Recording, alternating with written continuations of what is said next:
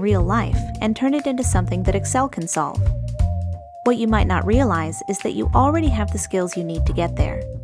With some planning, some basic math, and a little knowledge of how formulas work, you can get a lot farther than you might think. Say you're at work and your boss comes to you with a problem. Apparently there's an event coming up and 614 people have already RSVP'd. Unfortunately, the venue only seats 550. So how many folding chairs are we going to need to seat all the extra guests? Like a lot of real-life problems, there's actually enough data here to turn this into a math problem. You could even think of it as a word problem. Remember doing those in school? So-and-so has 14 apples, she gives 5 of them away, you know the rest. When it comes down to it, all we have here is a simple subtraction problem, one that you might even be able to solve in your head. Just take the number of people coming, subtract the number of seats at the venue, and that'll give us our answer. Now watch. We're going to move the equal sign to the beginning, and with this one tiny change, it's now in a format that Excel can understand. For bonus points, you could even change the numbers to cell references. See how it works? Let's take a look at the answer. Looks like we're going to need 64 extra folding chairs. And because we used cell references, we can change the number of people attending, and the answer will update automatically.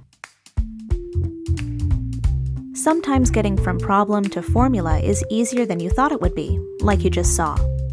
Then there are times when you get stuck somewhere in the process and you're not sure how to continue. The important thing to remember is that you're still most of the way there, even if you're feeling unsure. You just have to break the problem down into more manageable chunks. Say you're this guy, and you've been thinking a lot about your finances lately.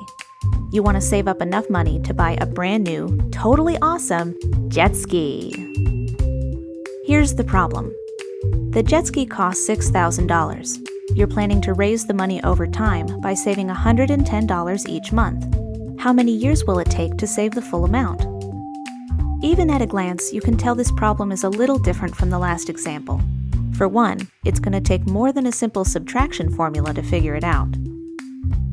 Let's try breaking it down instead. We are talking about how many years this is going to take. Maybe we should figure out how much we can save in a year based on what we're setting aside each month. The formula might look something like this. Monthly savings times the number of months in a year, a simple multiplication problem. And the answer is, not too bad, $1,320 per year. Now that we have this number, we're just one step away from solving the problem. All we have to do is create a second formula that divides our goal by the amount that we'll be saving each year. Before we continue, notice how we've really thought this through. Instead of writing one big formula, we wrote 2 smaller formulas, and that makes the problem much easier to handle.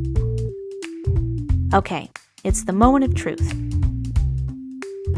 Looks like it'll take about 4.5 years to save enough money for the jet ski. Man, that's a lot longer than I thought it would take. Maybe you can buy a used jet ski. The truth is, there's no formula for writing formulas, but that's okay.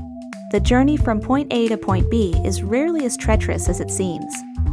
Sure, there might be some issues along the way. You might run into a problem that you're not sure how to solve. But remember, you already know more than you think you do.